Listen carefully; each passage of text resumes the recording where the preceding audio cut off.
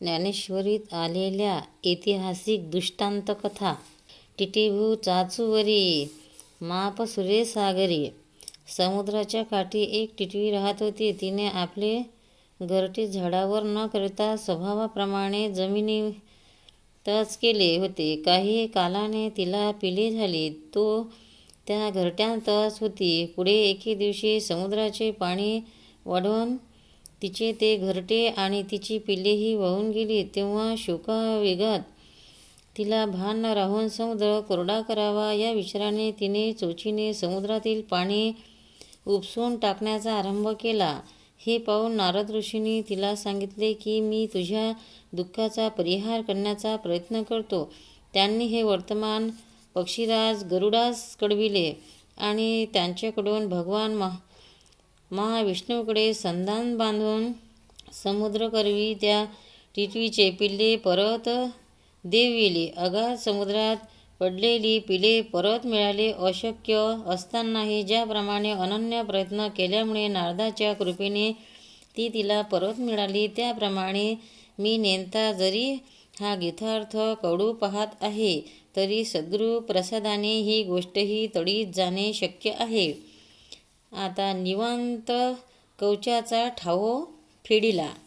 याचा अर्थ वनवासाची 13 वर्ष पूर्ण झाल्यावर कौरवांशी पुढे होणाऱ्या भयंकर युद्धात महावीराचा पराभव करता यावा म्हणून पांडवांसाठी दिव्य सशस्त्र संपादन करण्यासाठी अर्जुन सर्वतोपते स्वलोकी जाण्यास निघाला. प्रथम हिमालय पर्वताच्या इंद्रकील नामक शिखरावर त्याने आपल्या तपाने आणि युद्धकौशल्याने श्रीशंकरास संतुष्ट करून त्याप्रमाणे पाशुपताश्व मिळविले. ते पाहून इतर देवांनाही अर्जुनास दिव्य शस्त्र दिली.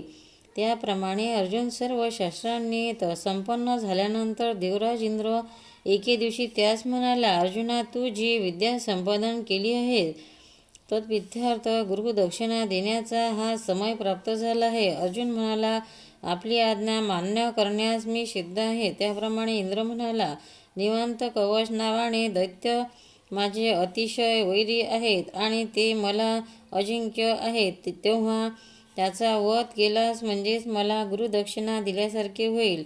लगेच अर्जुन इंद्राच्या रथात बसला. निवांत दैत्यावर चालून गेला. तेथे त्याने त्याच्याशी नाना प्रकारे युद्ध करून त्याचा वध केला. आता ओवी. तरी कायमी भस्मासुरू. याचा अर्थ कैलासी असता महेश प्रदोषकाली एकदा भस्म स्वकरी घेऊन अंगी चर्ची उमारमण तव एक खडा लागला. तो शिवेजान भूमीवरी ठेविला. नवल शिवाचे चरित्र तेथेची उत्पन्न झाला. असुर नाम ठेविले भस्मासुर उभा सदाकर जोडून. म्हणे ऋषभध्वजा सदाशिवा मज काही सांगिजे शेवा. शंभू म्हणे मज नित्य येधवा चिता भस्म आणून देईजे. नित्य नूतन पाणी भस्म हीच सेवा करी उत्तम. अशी आज्ञा होती परम भस्मासुर संतोषला. एके दिवशी नित्य आणिता चिता भस्म असुर मातला. मध्ये परम गो ब्राह्मण देखी मनुष्य उत्तम म्हणजे सहारून टाकून हे म्हणे हरा पंचवदना विरूपाक्षा त्रिपुरछेदना उमावल्लभा नागभूषणा वरद हे ते माते. मज देई एक वर त्यांच्या माथ्या ठेवीन कर. तो भस्म व्हावा निर्धार काय फार साधेने. म्हणे लोटांगण घालित इतके माझे चालवी वृत्त.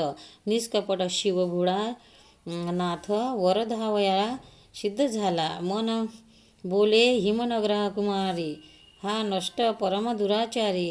याशी वर देता धरित्री भस्म करील निर्धारे. या लागी हा तामसी असुर यासन देवा कदापि वर. षडास गजश वीरभद्र नंदिकेश्वर हेची सांगे.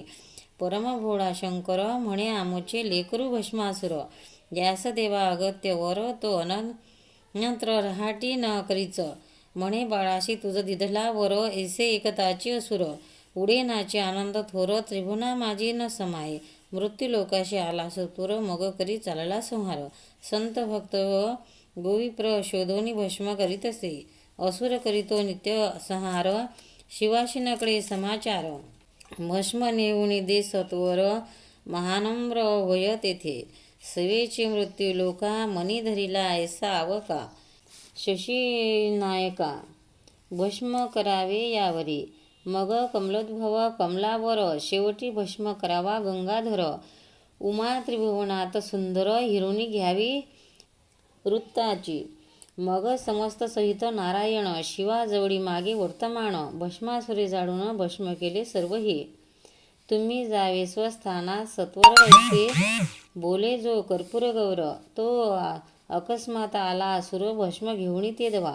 म्हणे जे जे आले जेथ उद्या भस्म करीन समस्त. मग क्रोधे बोले उमानात भस्मासुराशी ते दवा.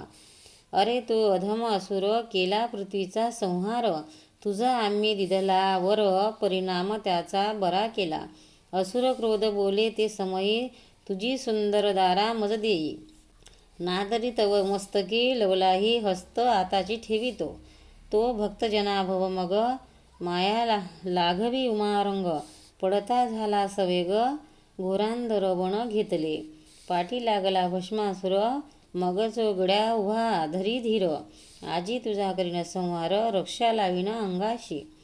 वेदशास्त्रांनाकडे पार मायाचक्र चाळक अगोचर.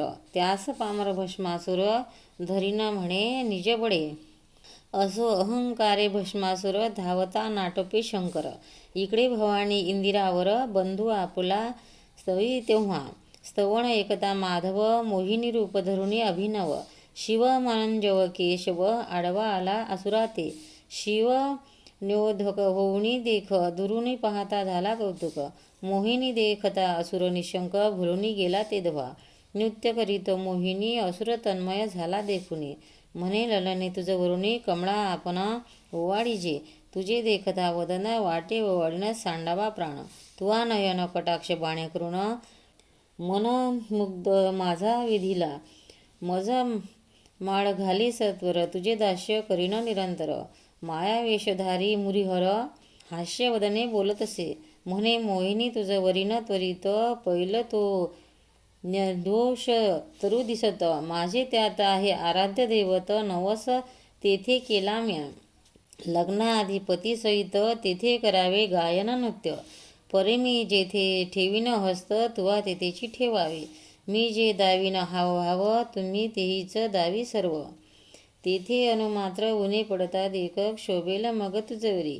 महाखडतड माझे दैवत सकळ ब्रह्मांड जाळीन क्षणात. असुर तेशी अवश्य म्हणत सांगशी ऐसा वर्तेन मी. ऐसा भुलवुनी तयाशी आलेला तो वटछायेशी. मग नमोनी देवताशी आरंभी नृत्य मोहिनी. मोही नृत्य करीत अष्टनायिका तटस्थ पाहत. किन्नर गंधर्व तेथे गायन एकता भुलले. देव सर्व षडपद होऊनी सुवासा तिच्या वेधून. गुप्तरूपे गुंजारव करीती वनी. परिते कामिनी कोणाने नवे तिचे सुरवर एकता गायन. विधी कुरुंग केला बोलून कुंभिनी सोडून करावा श्रवण. कर्दू नयन येऊ पाहे मोहिनी जेत ठेविली हस्त. असुरही तैसेची करीत आपले मस्तकी ठेविला आत्मकर. मोहिती मग असुरीही आपले श्री हात. ठेविला भस्म झाला तेथ मोहिनी रूप त्यागुनी भगवंत. चतुर्भुज झाला वटरूप सांडोणी देख प्रगट झाला तेथे मदनांतक. हरिहर भेटले झाले एक देववर्षी सुमनमाळा. आता मृत गुरुपुत्र आणिला.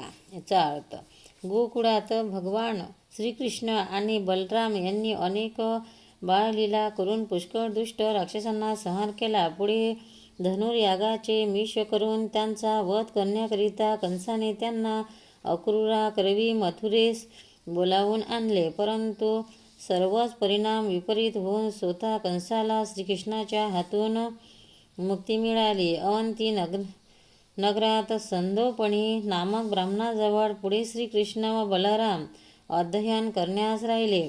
अध्ययना पूर्ण झाल्यावर अपेक्षित गुरुदक्षिणा मागावी म्हणून सांदीपणीची त्यांनी प्रार्थना केली. सांदीपणी ब्राह्मणाने त्या रामकृष्णाचा अद्भुत महिमा व अमानुष बुद्धी मनात आणली आपल्या पत्नीचा सल्ला घेतला आणि प्रवासक्षेत्री समुद्रामध्ये बुडलेल्या पुत्रास आणून द्यावे ही रामकृष्णापाशी गुरुदक्षिणा मागितली. नंतर ते अतुल पराक्रमी रामकृष्ण रथावर रूढ झाले व प्रवासक्षेत्री जाऊन समुद्राच्या काठी क्षणभर बसले. इतक्यात ते परमेश्वर आहेत असे जाणून मनुष्य रूपात समुद्र त्यांच्यापुढे प्रकट झाला व त्याने अर्घ्यपाद्यादिकांनी त्या जगदंबाची पूजा केली. नंतर भगवान श्रीकृष्णाने समुद्रा म्हणाले की हा समुद्र, तू माझ्या मोठ्या लाटेसरचा आमचा गुरुपुत्र बुडविला आहेस, तो लवकर आणून दे. त्यावेळी समुद्राने उत्तर दिले, हे प्रभो, तो गुरुपुत्र मी काही बुडवला नाही. माझ्या उदकात शाखांचे रूप घेऊन राहणारा एक मोठा असुर आहे, त्याने तो नेला. श्रीकृष्णाने लागलीच जलात प्रवेश केला आणि त्या असुराचा वध केला व त्याचे उदर फाळून आत पाहिले, परंतु गुरुपुत्र त्यास आढळला नाही. नंतर तो असुरांच्या देहापासून सिद्ध केलेला पांचजन्य नामक शस्त्र घेऊन श्रीकृष्ण पुन्हा रथारूढ झाला व बलरामासह यमाच्या संयमनी नामक नगरीत गेला. यमपुरीच्या समीप जाताना त्याने पंचजन्याचा शब्द करून यमास सूचना दिली. सर्व प्रजेला दंड करणाऱ्या त्या यमाने मोठ्या लगबगीने सामोरे येऊन भगवंतास भक्तिपूर पूजा अर्पण केली. नंतर यमधर्माने हात जोडून श्रीकृष्णास म्हणाले, हे सर्वतर साक्षी भगवंता, तू अखिल जगाचा अधिपती आहेस, तुझी कोणती आज्ञा आहे? भगवान श्रीकृष्ण म्हणाला, यमा, तुझ्या दूतांनी सांधीपणे गुरुचा पुत्र येथे आणला आहे, त्यास माझा स्वाधीन कर.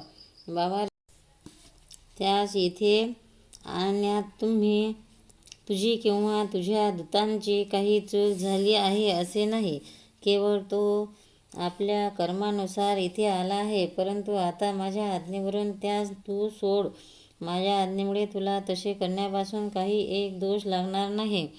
श्रीकृष्णाची आज्ञा श्रवण करून यमधर्माने लागलीच गुरुपुत्र त्याच्या स्वाधीन केला आणि नंतर ते रामकृष्ण त्या पुत्रासमवेत तात्काळ संदीपनीकडे आले व त्यांनी तो पुत्र त्यास अर्पण केला. त्याची गुरुदक्षिणा दिली. काय शिरात दे, दूध भात देई जे चिना. याचा अर्थ, उपमन्यू हा वशिष्ठ कुलोत्पत्र व्याधपाद नामक ऋषीचा 2 पुत्रातील ज्येष्ठ धौम्य मुनीचा ज्येष्ठ भ्राता हा बाल असता आपल्या भात्यासह वर्तमानप्राय स्वगृहीची क्रीडा करीत असे. एकदा बंधूसहित दुसऱ्या एका ऋषीच्या आश्रमातील मुलांसमगमे क्रीडा करीत असता तेथील मुलांच्या मातेने आपल्या मुलास क्षीर दिले. त्यात उपमन्यूस व त्याच्या भात्यासहित दिले. ते भक्षण केल्यावर हा स्वगृही आला आणि मातेपाशी तसेच क्षीर मागू लागला. तेव्हा त्याच्या मातेने आपल्या नित्याच्या क्रमाप्रमाणे उदकात पिष्ट कालवून त्यापुढे ठेवले असता, हे दूध मला नको, काल जसे मी अमुक आश्रमी भक्षण केले तसे दे, असे म्हणू लागला. ते ऐकून माता बोलली की तसे दूध मिळण्याजोगे तुमचे सुकृत नाही, कारण पूर्वजन्मी तुम्हास ईश्वरदान घडले नाही. त्यावरून उपमन्यूने ईश्वर आराधना करून अल्प आयुष्य व क्षीरसागराचे आधिपत्य मिळवले. ओढविली वक्षस्थळाची वाखणी चरणरजा. याचा अर्थ, सरस्वती नदीच्या काठी महान ऋषी सत्र करीत असता ब्रह्मा, विष्णू व शंकर यापैकी सत्वगुण प्रधान मूर्ती कोणती याच्याबद्दल त्यापैकी ऋषींचा काही निर्णय होईना. तेव्हा ब्रह्मपुत्र भृगू यास त्या सर्व ऋषींनी परीक्षेकरिता या त्रिवर्गाकडे पाठवले. भृगू प्रथमच ब्रह्मलोकी गेला. तेथे त्याचा पिता जो ब्रह्मदेव त्यास नमस्कार न करता त्याने समोर उभा राहिला. त्यावेळी आपल्या पुत्राने आपला अपमान केला त्याबद्दल ब्रह्मदेवास फार वाईट वाटले, परंतु काही वेळाने त्याचा राग शांत झाला व त्याने भृगूला क्षमा केली. भृगू ऋषीने ब्रह्मदेवाच्या गुणाची परीक्षा करून कैलासात शंकराची भेट घेण्यासाठी गमन केले. तेथे भृगु ऋषीस भेटण्यास शंकर समोर आले. तेव्हा भृगु म्हणाला की शंकरा, तू स्मशानात वास करणारा, गळ्यात नरमुंडाच्या सर्प धारण करणारा, सर्वांगात चिताभस्म लेपन करणारा असा अमंगल आहे, तर तू मला स्पर्श करू नकोस. असे भृगूचे भाषण ऐकून शंकरास फारच राग आला. त्याने डोळे आरक्त झाले व क्रोधाने आपला त्रिशूळ हातात घेऊन ते भृगु ऋषीच्या मारण्याकरता धावले. परंतु पार्वतीने त्यांचे सांत्वन करून मागे नेले. नंतर भृगु ऋषी विष्णुलोकी गेले. तिथे विष्णू लक्ष्मीचे मांडीवर शयन करीत आहेत असे त्यांच्या दृष्टीस आले. मग त्या मुनिश्रेष्ठांनी विष्णूचे वक्षस्थळावर जोराने लाथ मारली. तेव्हा श्री विष्णू भगवान जागे होऊन पाहतात तो अग्रभागी भृगु ऋषी आहेत. हे पाहताच ते मंचकावरून उठले आणि म्हणाले, ब्राह्मण, आपला मजकडून फार अपमान झाला, म्हणून मला क्षमा करावी. असे बोलून त्यांनी त्या मुनीची सेवा करण्यास सुरुवात केली. तेव्हा भृगु ऋषींनी विष्णूस आपण लाथ मारली याबद्दल बिलकुल राग न येता, तो माझी सेवा मनोभावे करीत आहे, तर सत्वगुण याचे ठायी श्रेष्ठ आहे, अशी परीक्षा केली. वैकुंठपीठनायके रुसला ध्रुव कवतिके, बुजाविला देऊनी भातुके ध्रुवपदाचे. याचा अर्थ, ध्रुव हा सूर्यवंशातील उत्तानपाद राजाच्या पट्टराणीचा एक नावडतीचा पुत्र एकदा पित्याच्या मांडीवर बसावे या हेतूने आला असता त्या राजाने आपल्या पुत्रास मांडीवर बसू दिले नाही. हे पाहून त्याची आवडती बायको त्या मुलास नवरासमक्ष पुष्कळ दुरुस्तरे बोलली आणि म्हणाली, बाळा, तू राजकावर बसण्यास योग्य नाही. जर तू मांडीवर बसण्याची इच्छा करशील तर घोर अरण्यात जाऊन ईश्वराची प्रार्थना कर आणि माझ्या उदरी जन्म घेण्याचे मागून घे, म्हणून तुला मांडीवर बसावयास मिळेल. हे सावत्र मातेचे भाषण ऐकून तो मुलगा रडत रडत आपल्या आईच्याकडे गेला आणि त्याने झालेली सर्व विगत तिला सांगितले. तेव्हा तिलाही फार वाईट वाटले व ती म्हणाली, बाळा, तुझ्या सावित्र मातेने सांगल्याप्रमाणे तू ईश्वरप्राप्ती करून घे, म्हणजे सुखी होशील. नंतर ध्रुवाने आपल्या मातेस साष्टांग नमस्कार करून तो वनात निघून गेला. तो अरण्यात काही अंतरावर गेला व त्याने नारदाची भेट झाली. त्याने नारद ऋषीस परमेश्वर प्राप्ती कशी व कोठे जाऊन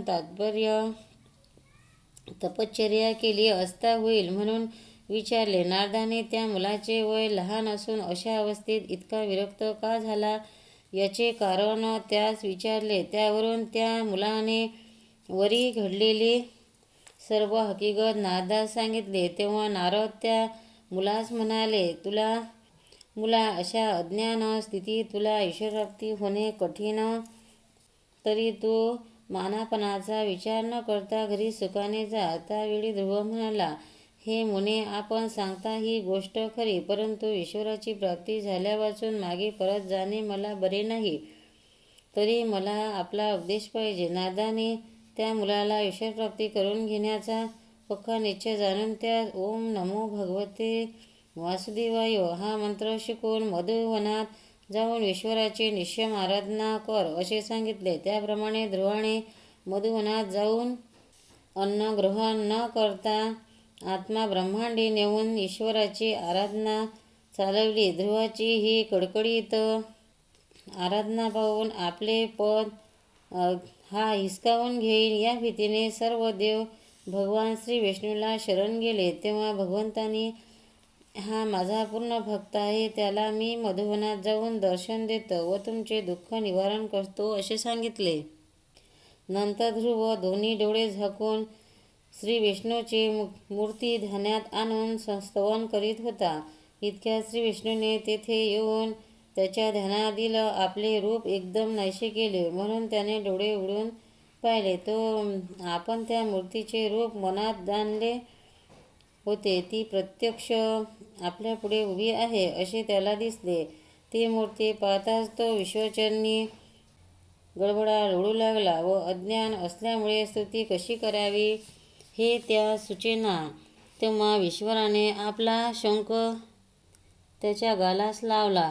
त्याला पूर्ण ज्ञान झाले व तो एकदम त्याने स्तुती करू लागला. तेव्हा परमेश्वराने प्रसन्न होऊन त्यास सांगितले की आजपर्यंत जे मी कोणास दिले नाही ते मी तुला देतो, परंतु तू आता आपल्या घरी जा आणि तुझा पिता तुला राज्यावर बसून तपास जाईल ते तू 36,000 वर्ष कर. हे म्हणून ते अंतर्ध्यान पावले. ध्रुव नंतर घराकडे परतला, परंतु त्यात थोडासा पश्चाताप झाला. तो म्हणाला, तर ईश्वर प्रार्थना करून मुक्ती मिळवून घ्यायची ते काही वेळेवर सुचले नाही, म्हणून त्यास वाईट वाटले.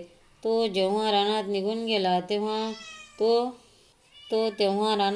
गेला तेव्हा ती बातमी नारदाने त्याचे पित्यास सांगितली. त्यावेळी उत्तानपाद राजास आपल्या कृतकर्माची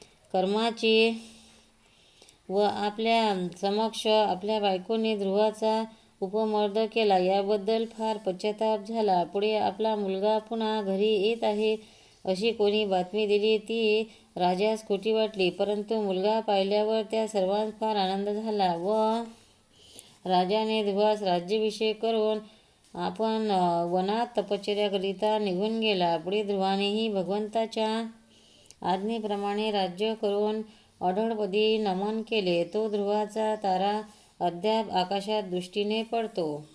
ईश्वर महाराज की जय. भक्तांनो, व्हिडिओ आवडल्यास व्हिडिओला लाईक करा, शेअर करा, सबस्क्राईब करा. तसेच बाजूला असलेल्या बेलवर क्लिक करा, म्हणजे याच्यापुढील सर्व व्हिडिओ तुम्हाला सर्वात आधी मिळत जातील. जय श्री कृष्ण.